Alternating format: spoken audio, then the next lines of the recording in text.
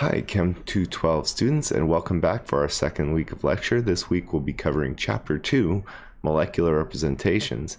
And so there are a variety of ways to represent molecules, including three-dimensional structures, pictures of their bonding orbitals, describing here valence bond theory. Also bond line structures, which we're going to start to use more and more. This is a bond line structure of a nucleotide in DNA. All right. So there are many ways to represent molecules, even amongst Lewis structures here and molecular formulas. The Lewis structure gives the most information with all the bonds shown explicitly. The partially condensed structure condenses all the hydrogens if there are 3 hydrogens attached to a carbon. It is instead just denoted as CH3, a carbon with 3 hydrogens attached. The oxygen attached to hydrogen here is shown as OH. You can further condense this by condensing these two what are called methyl groups here. Later we're going to call these methyl groups, CH3. We have 2 CH3s attached to 1 carbon, which is shown in this fashion here. 2 separate CH3s attached to this carbon, which also has a hydrogen attached, which has OH attached. And then finally there's the molecular formula, which gives the least information. It only tells you what atoms are in the molecule, which means the molecular formula could represent a variety of isomers. If you're doing a very large molecule, obviously you would not want to be drawing the entire Lewis structure. It's going to be very cumbersome. But it does give the most information, so we want to kind of balance between these. The molecular formula, for example, is just not sufficient. In this example here, you can see we have 3 molecules at the bottom here that have the molecular formula C3H8O. 3 carbons, 8 hydrogens, 1 oxygen in this so-called isopropanol. 3 carbons, 8 hydrogens, 1 oxygen here in propanol. And 3 carbons, 8 hydrogens, 1 oxygen in ethyl methyl ether. And so the molecular formula is not sufficient. The Lewis structure is cumbersome to write. So what are we going to be writing mostly instead? We're going to be using what are known as bond line structures. And we took a look at this molecule in the last chapter, amoxicillin, a really pretty big molecule, lots of stuff going on, hard to read. Instead, we'd rather write this with the bond line structure, and I kind of broke down in last week's lecture how these are related. You can see again that each intersection or endpoint, like here this endpoint represents this carbon, each intersection or endpoint represents a carbon atom. The hydrogen atoms are not drawn explicitly. You are meant to determine them based on the fact that a carbon that has no formal charge will make 4 bonds, and so if it's only making 1 bond to another atom, like here to carbon, it must have 3 other bonds, which are these 3 bonds to this hydrogen. Often you're going to notice that lone pairs are not written. That is because we're going to be able to exhibit how many lone pairs there ought to be, or determine that based on the formal charge. You can see here, for example, oxygen usually makes 2 bonds. It is making 2 bonds right here, and it usually has 2 lone pairs. If it's not making 2 bonds and does not have 2 lone pairs, then it's going to have a formal charge, and we would indicate that formal charge on these bond line structures, and I'm going to show you how to spot those. But we would not write the lone pairs, and so that's a simplification that makes things a lot easier to write down. And so we're going to start to use bond line structures like this one more and more. Whoops, this one on the bottom, more and more instead of this one on the top. So just a reminder here, each endpoint here represents a carbon atom. Each zigzag represents a carbon atom. So this molecule has 1, 2, 3, 4, 5, 6 carbon atoms. 6 carbon atoms. And we could fill in the hydrogens as well, because we knew each carbon here does not have a formal charge because it's not indicated. And this carbon, for example, is making 1 bond to another carbon. So it would have 3 hydrogens attached. We could kind of fill them in our mind, and you may fill them in for yourself just on your paper at first. So this has 3 hydrogens attached, just to remind yourself that you know how many hydrogens there should be. Or right here, this carbon at the top has 2 hydrogens, and so forth.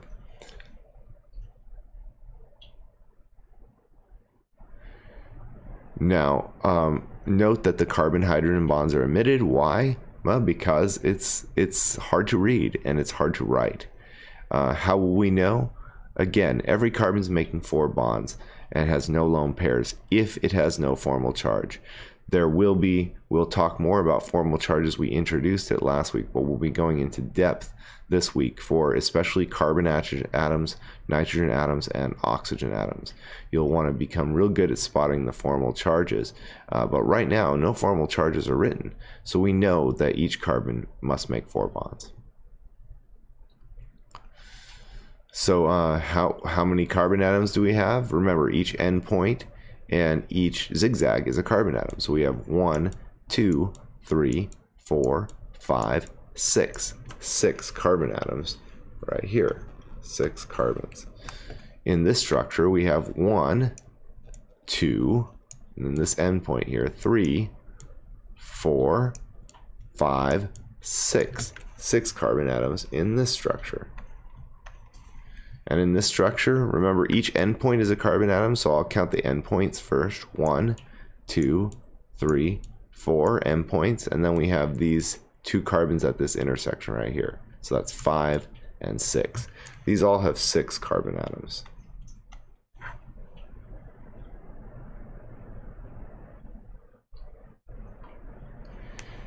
Double bonds and triple bonds, you want to try to write them in such a way that they look like their actual shape that you would expect from these bonds, because that's just a little bit easier to view and to read. Remember that a carbon here, and there's a hydrogen that's not written, right? So this carbon's making 3 bonds, 2 to this carbon over here, and 1 to this one. So there's a hydrogen atom, and it's right about there. So this carbon atom is making 3 bonds and has no lone pairs. So it is sp2 hybridized. This carbon is sp2 hybridized and has a shape that is trigonal planar, which means a flat triangle. So you want to write this like a 3-pointed triangle here, evenly spaced, so that this angle here is approximately 120 degrees. Now this carbon here, for example, though, has no hydrogens attached. It has 1 bond to this carbon and 1 bond to this carbon. That's it. And this is a triple bond here. So we're looking at this carbon, or this one, either one. This one right here, it has 2 bonds, 2 bonded atoms rather. 2 atoms are bonded. This carbon and this carbon, this carbon. It has 0 lone pairs. And so its steric number is 2, it's sp hybridized, and it would take on a linear geometry according to VSEPR. And so you would want to draw this in a linear fashion, like this one here or this one on the left, in a triple bond between carbon, rather than this shape here, because that does not very accurately represent the 3-dimensional shape. Now, it is impossible to completely accurately represent 3-dimensional shapes on a 2-dimensional paper, but we try to do it as best we can because it helps us to kind of read the structure and understand what it would look like if we, actually built some models out of it.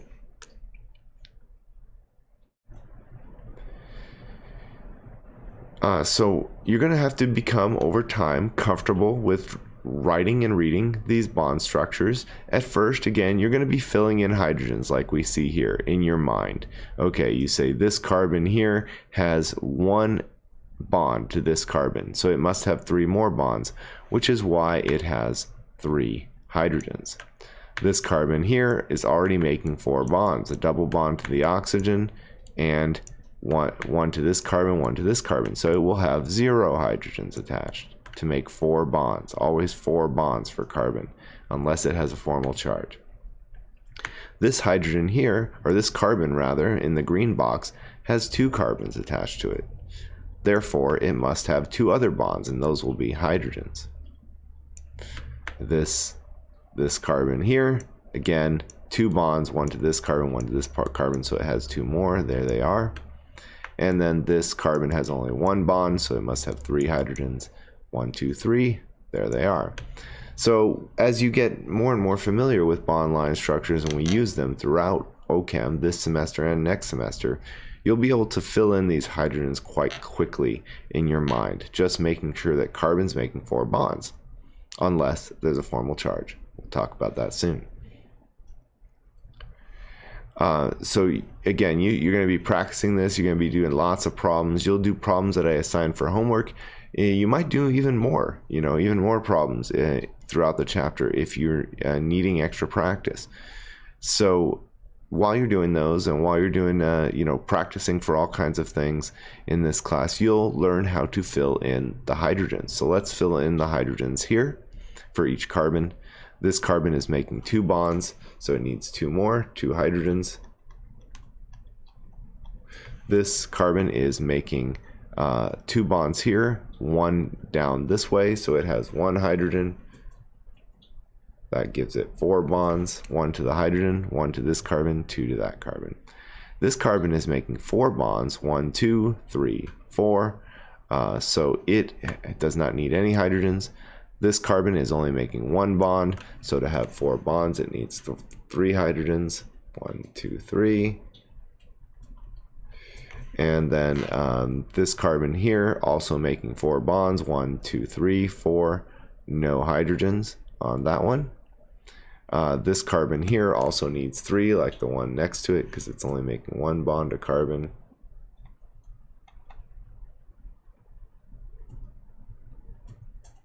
Then this one here, this carbon also making 4 bonds. 1, 2, 3, 4.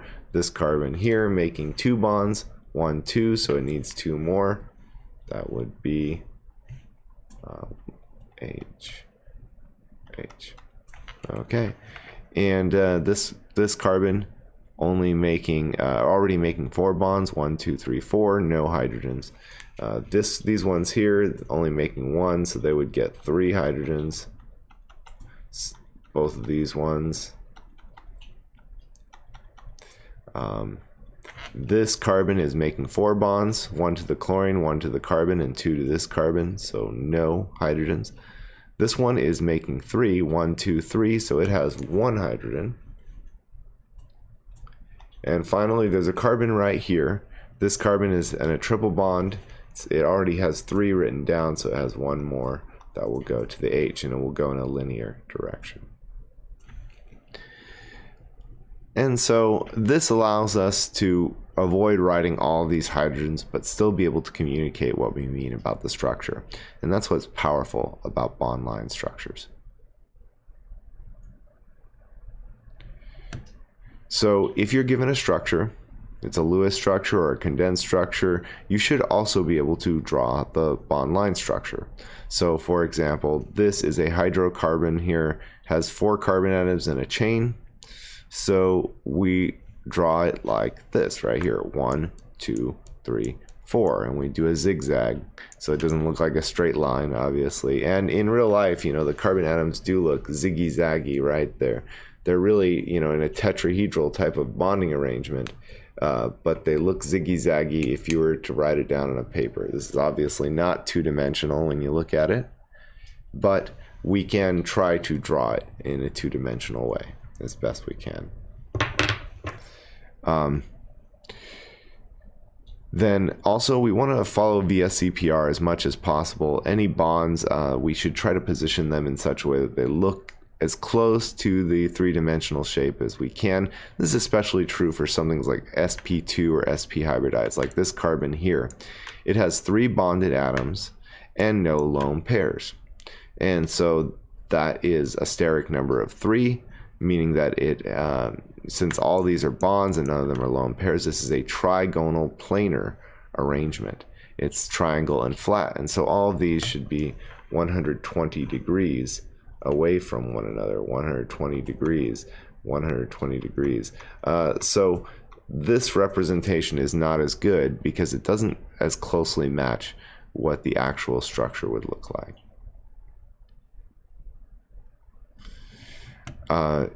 An important point is that single bonds can rotate in three-dimensional space. And so, for example, this model here represents what you see on the screen right up here. But also, these bonds can turn. So if this bond turns down and this bond turns down, well, now you've got something that it's not, as notice, it's not two-dimensional. It's definitely not exactly flat, but it looks kind of like what you see on the right side of the screen. All right. So the fact that these can rotate can sometimes make it confusing for students to spot the difference between two isomers and two molecules that are actually exactly the same. These structures here do not represent isomers. They're not bonded in a different way. They're bonded in the same way. It's just drawn on paper showing that these bonds spin, but in real life these bonds are spinning all the time. They're just going like this, woo, woo, woo, and this atom's spinning, everything's spinning, unless you got a double bond or triple bond that stops the spinning. So if we wanted to draw an alternative structure for this, there's obviously lots that we could do here. Any of these bonds can rotate, but let's say I just rotate this last bond here. So I rotate this so that it's in the kind of downward direction instead. That would be a different representation, but it's the same molecule, and so don't get confused about that. It's still got, notice it's still got 1, 2, 3, 4, 5, 6 in a row. It's just drawn a little bit different. 1, 2, 3, 4, 5, 6 carbons in a row, and then a branch over here. So that's something you want to be very cautious about. Just remember that these bonds can rotate. Generally, the book and I and you will, draw these in a way that looks a little bit cleaner, like this left side rather than this right side in each case. But just keep an eye on that and make sure you understand that these single bonds can rotate. And so what I did here was I rotated this bond right there. I rotated it around so that this would flip and end up in that position down there. So kind of like the same as this. If you got this, I kind of rotated in that fashion. So that would be pointing straight down. Whoops. Yeah. So from here to here. Okay. So heteroatoms. A heteroatom, what that means is an atom that's not carbon and hydrogen. So when it comes to heteroatoms, a lot of the times the lone pairs might be written. The hydrogen should always be written. So the hydrogens that are attached to carbon will not be written, but the hydrogen attached to oxygen, sulfur, nitrogen, any other atoms, they must be written. Also, don't ever draw a carbon with more than 4 bonds. This is the kind of thing that ends up on the chemistry Reddit and is really funny, but it's not funny when it happens on your test. So a carbon with 8 bonds is terrible. Okay, 4 bonds, sometimes 3 if it has a formal charge, but never 5. So if we're going to draw a bond line structure for these, let's go ahead and try that out. Okay, so right here we've got a chlorine, so I'm just going to draw this bond to chlorine right here, and then I'm going to do my first ziggy-zaggy. So 1, so that's I have the first carbon here, this will be the second, and then the third one's going to be involved in a triple bond. And so this is going to make things a little tricky. I'm going to do this. So this is the third, so first carbon right here, second carbon here, third carbon, this one, that's involved in a triple bond. So I have to do this, or try to do this, in a linear fashion. So then this one's going to come out here too. And so now I've written this carbon right here, that was this one, and now I'm going to do this one right here, which is involved in a double bond. So then I'll draw a double bond to the next carbon. And then the next one is a single bond. I can draw this up or down. I'm going to draw it down just because I'm running out of space there at the top. And that's it. We've done the entire structure. And we made sure that the carbons that are involved in the triple bonds bond out linearly, and the carbons involved in the double bond at 120 degrees on our paper. Okay. Now here we have another one. So we've got a carbon that's double bonded to another carbon. So I just drew this double bond here. And then there's two carbons attached to that one. So I'm going to draw them at 120 degrees since it's a double bond, like that. So that represents this carbon and this carbon. And now from this carbon, we're going to have a bond to another one here. So I'm just going to make this 120 degrees this way, and then I will bond to this carbon that's coming down here. So this one is this one, and then I'm going to bond to this next carbon, and then the next one. So two more. So 1, 2. And so again, this carbon here is this one. This carbon here is this one. And then let's see. Make sure to count them correctly. I hope I didn't go one too far. So 1, 2. This is the third one, and this is the fourth one. Yeah. So 1, 2. Yeah. Or 1, 1. And then this one is this one. It has the methyl attached. And then yeah, there's the one in between. That's this one. And then this carbon is this one right here. And so now we're going to have a OH coming down from that. We're also going to have another carbon. Ah, I see. And so this carbon here, these ones are bound in essentially a square. So I can draw those right here. So this carbon is this one here. This carbon is this one here. This carbon is this one here. And then this carbon is bound back to this one. Let's see. Oh, I made a mistake there. Let me erase those last few lines. This one's actually surprisingly challenging. Okay. Just got to keep track of each one. So this carbon has an OH attached. This carbon is this one here. This carbon is this one here. This one is this carbon is this one here. This carbon is this one here. This carbon is this one here. And then we have this one. So this is the one that is bonded to two other carbons. So I'm going to draw that like this. There we go. That's right. And it also is bonded to an OH, which I'm going to draw there. And then these two carbons are last bonded to another one. So I was missing one carbon. There we go. And that is the square arrangement. So just to reiterate here, this carbon right here is, oh, I accidentally erased my line. This carbon is this one here. And then these two, this one and this one, are these points here. This carbon right here is the one attached to the oxygen. This carbon here is this one. This carbon is attached to the methyl right there. This other carbon is called a methyl group, CH3. This carbon is double bonded to this one, which is attached to two others. So there is our shape.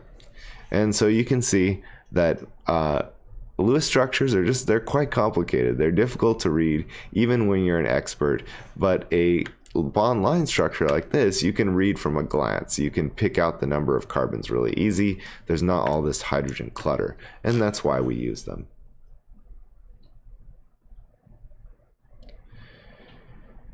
And so, as I said, it allows us to quickly examine the structure without having to go carbon by carbon so carefully like I just did. And so we can see here that we have condensed structures. And again, these condensed structures, they're nice. They can be written on a line very easily in that way. But they're a lot more difficult to parse than a bond line structure, right? So this carbon has two CH3s attached. This is this carbon right here and the two CH3s. And then we have another carbon, and that carbon is double bonded to this carbon, which has two CH3s attached. But isn't it much easier to read this one, right? And then which representation makes it more apparent that H2 is reacting to convert a double bond to a single bond? I just think this bottom one's easier to read. You know, this one does do the job, but the bottom ones here are a lot easier to read. And so that's again why we use the bond line structures. So now what we're going to start to look at is we're going to start to identify what are known as functional groups. And probably in your earlier chemistry class, you were briefly introduced to these at some point. Now is going to be the time where it's really, really important to remember the names of these functional groups and be able to identify them, because the presence of these functional groups is going to tell us how a chemical reaction will proceed. So that's why they're called functional groups. They're called functional groups because they are responsible for the function of the molecule such that in the way it reacts, or in the way that it reacts with other molecules, and the number of chemical reactions that it undergoes. And the textbook is broken down in such a way that we analyze molecules and their reactions based around their functional groups. So for example, chapter 7 will focus a lot on alkyl halides with halogen atoms. Chapters 8 and 9 will focus on alkenes. Chapter 10 focus on alkynes. Chapter 13 on alcohols. And so since the chemical reactions depend on these functional groups, and we're interested in studying what kind of organic chemical reactions occur, that it makes sense to break them down in terms of the types of functional groups. So an alkyl halide just means there's a halogen atom attached. An alkene means there's a double bond between two carbons. Alkyne means there's a triple bond between two carbons. Alcohol means there is a carbon bonded to an oxygen, which is bonded to a hydrogen. Ketone means that there is a carbon double bonded to an oxygen that is bonded to two other carbons. Ether is kind of like an alcohol above it. However, it has oxygen bonded to two carbons rather than bonded to a carbon and a hydrogen.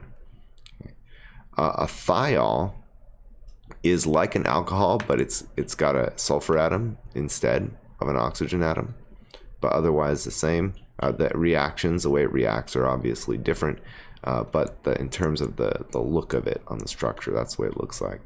And again, ketones here are carbons double bonded to oxygens, for which there are two carbon atoms attached to the carbon double bond to the oxygen, as opposed to an aldehyde, which is much like a ketone, but it has a carbon double bonded to an oxygen that is bonded to a hydrogen and a carbon instead of two carbons. So see the difference here? This carbon is bonded to two carbons.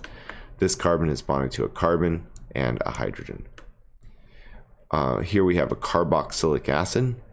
So carboxylic acid contains a very specific set of atoms. It is carbon double bonded to oxygen that is also bonded to oxygen that is also bonded to hydrogen. So a lot of the times people will not look completely closely at a structure and say, oh, carbon double bonded to oxygen, this must be an aldehyde or a ketone. But or oh, carbon bonded to oxygen bonded to hydrogen, that must be an alcohol. But if it has all those components at once, it behaves like neither a ketone nor an aldehyde nor an alcohol. It behaves in its own way. Its chemical properties are very different from alcohols and ketones and aldehydes, and they behave as weak organic acids. So we call them carboxylic acids. Aromatic means an alternation of double, single bonds in a ring of carbon atoms. And so these are a number of the functional groups. It does not include all of them. There's a more thorough list in your book, but you should be memorizing these. Also, I will give you a separate page soon with a listing of these functional groups as they become more important in the class. But as we go along and go through the chapters, you'll memorize them one by one as we go through the relevant chapters. And also you'll know how to name these. Like, see all these names here?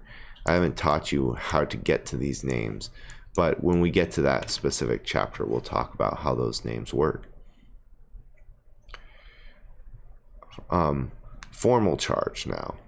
So in chapter 1, we discussed how to assign formal charges to an atom in a structure. And the way that we do that is we remember first, formal charge is just a record keeping of electrons. It does have an impact on the structure, but a lot of times the electrons can kind of move around when there's a formal charge anyway, in a situation called resonance, which we will discuss further very soon in the same chapter.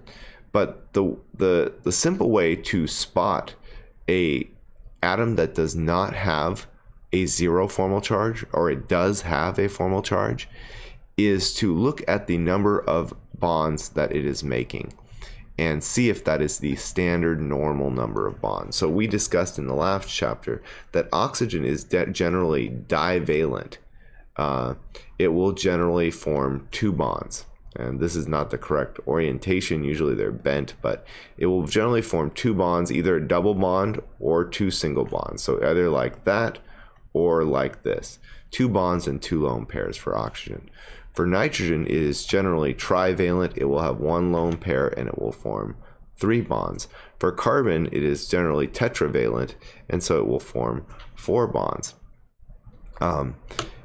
So what we're going to look for to quickly spot where formal charges is to see where this is not true. So for example, right here with this nitrogen does not have a formal charge because it's making 3 bonds and it has 1 lone pair.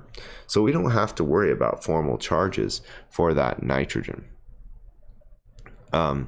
It's important to remember too, in terms of valence electrons, oxygen usually has 6 valence electrons, nitrogen 5, and carbon 4. And what we do when we're doing formal charges is we compare our little dots around each atom and compare that to how many valence electrons the atom would normally have. So for each bond, we can split it into 2 dots. 1 dot there and 1 dot there. And so what we're doing is we're giving, out of these 2 electrons in this bond, we're giving oxygen 1 and we're giving this carbon the other. So if we look at the dots around this oxygen, there are 1 for the bond and 6 more. That's 7.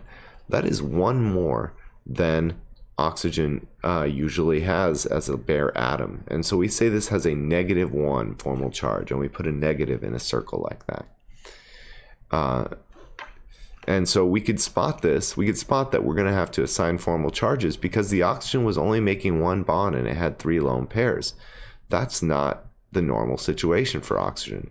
This oxygen, though, for example, has no formal charge because it's making 2 bonds in this double bond and it has 2 lone pairs. So we don't have to worry there. Now for this nitrogen, we can see that it is not making 3 bonds and it does not have 1 lone pair. So it must have a formal charge.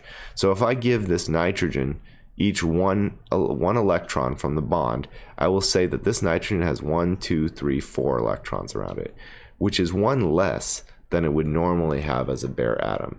And so we say this has a +1 formal charge because it has electrons are negative, and this nitrogen has 1 less electron than it would have as a bare atom, 5 electrons. For this oxygen here, so this oxygen, again, we give it 1 dot from each bond, half of the electrons in the bond. And we see that this oxygen has 1, 2, 3, 4, 5 dots. 5 dots. So here, 1, 2, 3, 4, 5. 5 dots. And so, since it has 1 less than its normal 6 as a bare atom, we will say that it has a +1 formal charge. And we've got 1 more. It's the sulfur. The sulfur, let's count. We're going to give it its dots.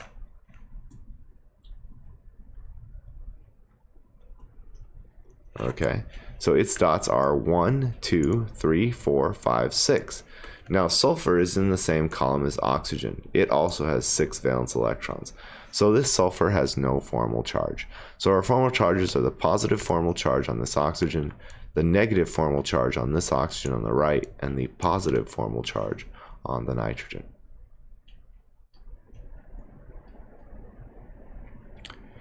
So because we're mainly going to be focusing on carbon, nitrogen, and oxygen, we'll kind of want shortcuts in our head for assigning these formal charges so we can do it very quickly.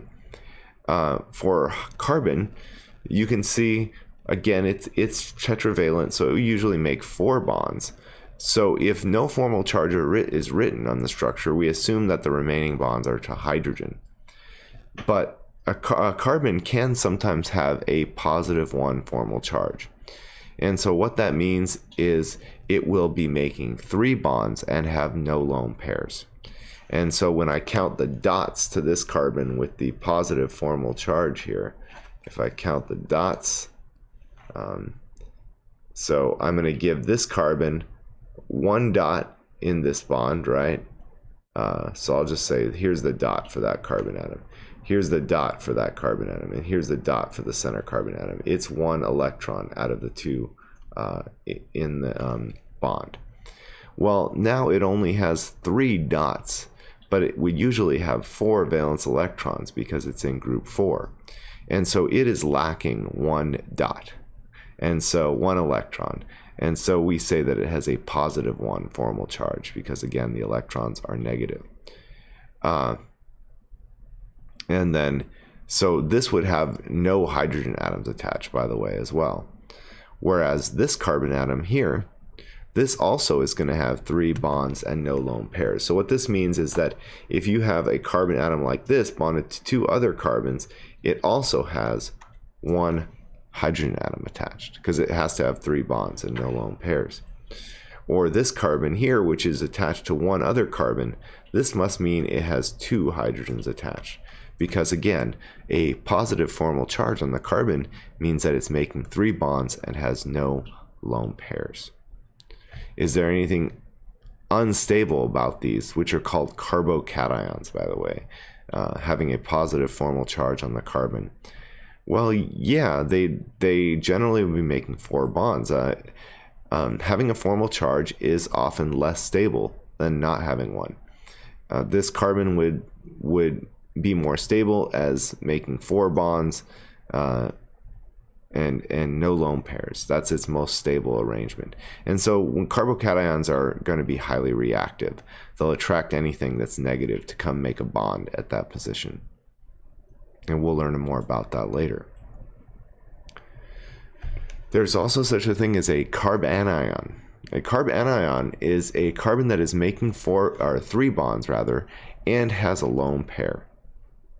So again here, if we give this carbon atom here in this structure 1 dot for each of the bonds, the hydrogen gets the other dot, the other electron, we can see that the carbon has 1, 2, 3, 4, 5 dots.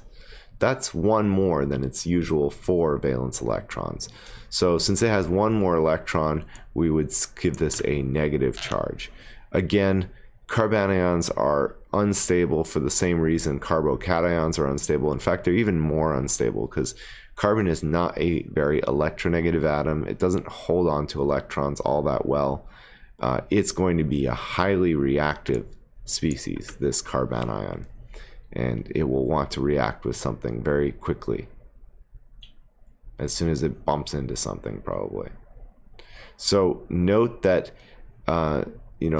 here, if the carbon, the formal charge must be shown on the carbon atom, especially if the lone pairs aren't shown, because that will tell someone that this carbon is making 3 bonds and has 1 lone pair. It is not making 4 bonds in this case. And so here's another example of filling in formal charges. Again, the first thing to do is just to look, hey, are these making their normal number of bonds, and do they have their normal number of lone pairs? For example, oxygen, again, usually makes 2 bonds and has 2 lone pairs. This oxygen has that, so it does not have a formal charge. However, this nitrogen should make 3 bonds and have 1 lone pair. This nitrogen is not doing that. It has 2 bonds and 2 lone pairs. So I give the nitrogen a dot for each of the bonds, 1 out of 2 electrons in the bonds, for the purposes of counting formal charge. And I count the dots, 1, 2, 3, 4, 5, 6. 6 dots, whereas nitrogen is in group 5, and as a bare atom would have 5 valence electrons. So it has 1 extra electron, so we get a -1 formal charge. Now this phosphorus here is making 4 bonds and has no lone pairs. Okay, so this is 2 hydrogens, so I'm going to give it a dot for each of this bond to hydrogen, okay, just to count the dots. This is 1 electron out of its bond to hydrogen. Also, it gets 1 dot for this bond to carbon, and then 1 dot for its bond to nitrogen. So in phosphorus's little circle here, there are 4 dots. But phosphorus is in group 5 under nitrogen, so it would have 5 valence electrons normally. And so it is lacking 1, and so it would have a positive 1 formal charge. This carbon has a lone pair. We can probably assume it's still making 3 bonds. It would never make 2, so there's a hydrogen here that we can't see. But this is going to have 3 bonds and 1 lone pair, so this is a carbon atom that has a -1 formal charge. And then this oxygen here is making 3 bonds and it has 1 lone pair. So if we give a dot for each hydrogen here and then a dot for this bond, in oxygen's little area here it has 5 dots. It should have 6 valence electrons as a normal oxygen atom, and so it has a +1 formal charge. And so that's how you assign formal charge.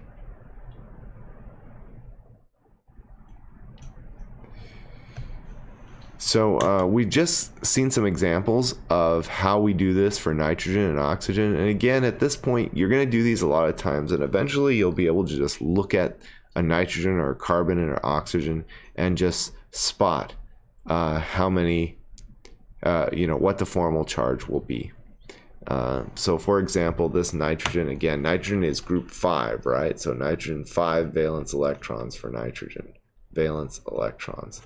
So if we give a dot to each nitrogen for the bond here, it has 6 around it, and that's why it has a -1 formal charge. It's got 1 more than 5.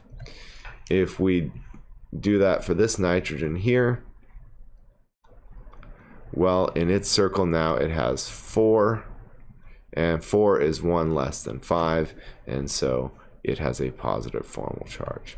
And again, we're going to give this nitrogen 1 electron from each bond, from each of these double bonds, for our little formal charge counting purpose. And so in nitrogen's little area here, it has 1, 2, 3, 4, 5. So that means this has no formal charge. It does have an unpaired electron, which we'll find later makes molecules highly reactive as well, but it does not have formal charge in the way it's written here. You must indicate the formal charges, otherwise things will be ambiguous. This nitrogen here, for example, it's really not clear exactly, but since there's no formal charge, we'd assume that it's making 3 bonds and having 1 lone pair. But the hydrogen isn't written too, so that would make this a very ambiguous structure. This one would be correct. Or if we just wrote NH without the lone pair, then we'd know the nitrogen's making 3 bonds and has 1 lone pair, and so it would be no formal charge. However, these ones down here do have a formal charge. If the formal charge is indicated, you can figure out how many lone pairs are there by comparing. So for example, if the negative formal charge was shown here but not the lone pairs, well, then I would know this nitrogen must be making 2 bonds and having 2 lone pairs, so I could fill in the 2 lone pairs. Right. If we have the positive formal charge here and these lone pairs weren't here, well, I know the nitrogen must be making 2 bonds and having 1 lone pair, and so I can put the lone pair in. So to calculate this, you compare the number of valence electrons that should be with the atom and figure out how many are actually there, and then you can insert the electrons that are not shown, the lone pair electrons. So for example here, how many lone pair electrons are on this atom? Well, remember, we've seen already a couple of situations. We know that the normal bonding of oxygen is that it has 2 bonds and 2 lone pairs. However, this is a negatively formal charged oxygen atom, so that indicates that it has more electrons than it would normally have. So that would be for oxygen is 6 valence electrons for oxygen. So this means it's going to have 7 electrons around it. 7 electrons around it. And so one of those is in this shared bond. So we give the oxygen 1 dot here. And so to have 7 in its region here for formal charge purposes, we would need 3 lone pairs.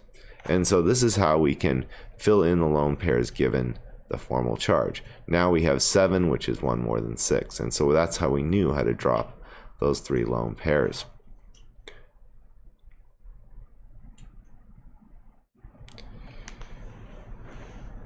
In addition, as I was saying, while you're getting better and better at this, you're going to be able to just kind of look at the bonding arrangement and know very quickly what the formal charge is. So if an oxygen atom is making 1 bond and has 3 lone pairs, that's a -1 formal charge. And so when I look at this oxygen and I see a -1 formal charge and I see 1 bond, I think, well, there must be 3 lone pairs on there. If it's making 2 bonds and 2 lone pairs, it doesn't have a formal charge. That's how we spot that we don't even have to worry about formal charge. And if it's making 3 bonds and has 1 lone pair, that means it has a +1 formal charge. And so if we saw this guy right here, we'd say, oh, it has 3 bonds. It has to have an octet, so there must be a lone pair there. And so we can put the lone pair on. And if we look at the oxygen here, if we give the oxygen this dot, and this dot, that's 5 dots, which is 1 less than 6, its normal number of valence electrons. And so that means it has a +1 formal charge. There's a similar type of analysis we can do for nitrogen atoms. So if we see a nitrogen atom with a negative formal charge, well, let's start with the middle, actually, for this one. So we know the standard 0 formal charge arrangement for nitrogen is 3 bonds, 1 lone pair. So if it's got a negative formal charge, that means it has 1 more electron. That's due to having an extra lone pair and lacking a bond. So when you have a lone pair, for formal charge purposes, you get both the electrons instead of just 1. And so that's the way in which nitrogen gets an additional electron. So if we're looking at this here, we say, how many lone pairs are there? Well, we say, okay, there's one dot that comes from this bond. I can write it here, 1 dot. And then there's 1 dot for the bond with the hydrogen, which is hard to write in, so I'll just put it here. And for remember, nitrogen has 5 valence electrons. So here, when it has no formal charge, it has 5 electrons for formal charge purposes. For the negative formal charge, it will have 6 electrons. So since it only has 2 as a part of formal charge down here, it must have 2 lone pairs, which we can fill in. And that's what we see right there. Yeah. Now, when it comes to having 4 electrons, it would have 4 electrons if it has a positive formal charge. And this would come about due to having 4 bonds. And so again, you don't have to memorize this per se. I don't like a lot of memorization. What I think is that when you practice this enough, you'll recognize these patterns a lot more quickly.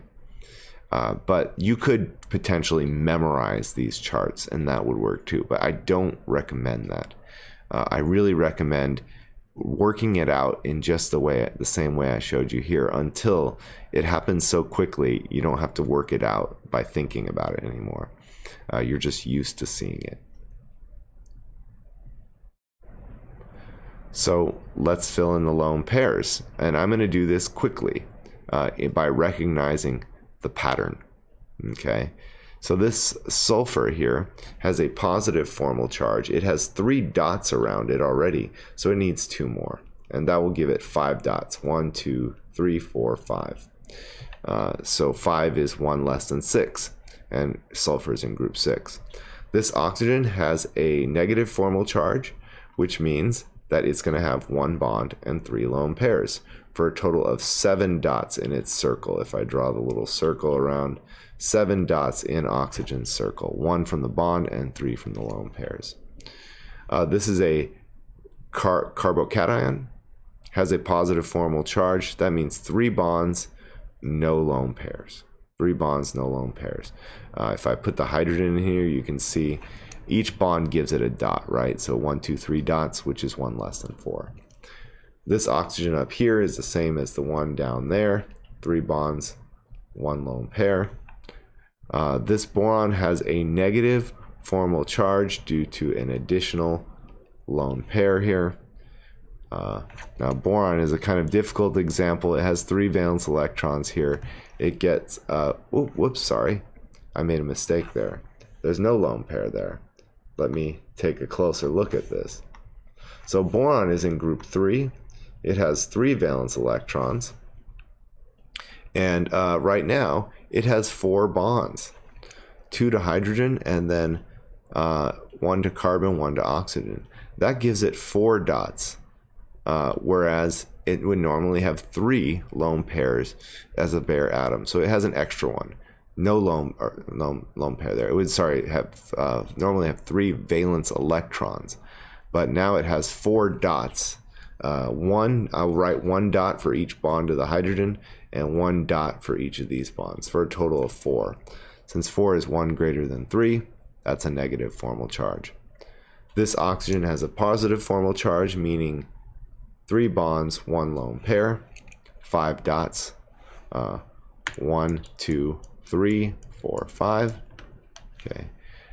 This nitrogen atom has a negative, let's see, a 2 negative formal charges.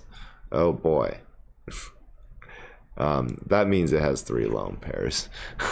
So here again, if we count the dots, this nitrogen would have 7 dots as opposed to its normal 5 valence electrons of the bare atom. So that's why there's 2 negatives there. This would be a highly unstable structure. There's far too much formal charge here. Okay. So most molecules are 3-dimensional, but it's difficult to show 3 dimensions on a 2D piece of paper. And so in addition to our flat lines, we're going to have wedges and dashes shown in these structures. So we have a wedge here coming out to the chlorine atom. That means the chlorine atom is popping out of the page a bit at us. And so if I do this like this, so I have 1, 2, 3, 4. All right, so I have a structure right here. And so if we were to put a chlorine atom in,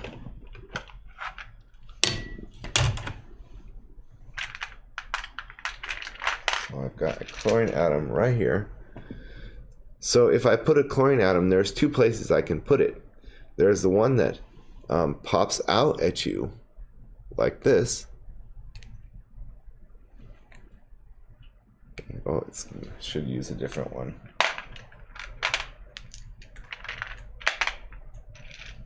My green screen's picking that up. Okay, should pop out at you like this, or it will go in away from you like this. See? So the ones that are, and notice that the hydrocarbon is just, it's standing, so we can keep it in a plane if we have it rotated this way. But one's position is popping out, one is going back into the page. So the ones that are popping out, they're wedges. They're drawn as wedges like this, and the ones going back into the page are drawn as dashes like that. And so that's another way that we can try to represent 3 dimensions on 2-dimensional paper, but it is difficult. We're going to have lots of ways of trying to do that depending on the type of molecule.